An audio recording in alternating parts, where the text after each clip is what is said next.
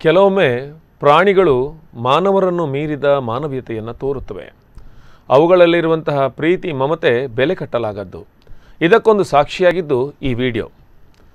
ಇದರಲ್ಲಿ ಮಂಗವೊಂದು ಸಿಮೆಂಟ್ ಟಾಂಕಿ ಒಳಗಡೆ ಬಿದ್ದಂತಹ ಬೆಕ್ಕಿನ ಮರಿಯನ್ನು ರಕ್ಷಿಸುವಕ್ಕೆ ಇನ್ನಿಲ್ಲದ ಹರಸಾಹಸ ಪಡುತ್ತೆ.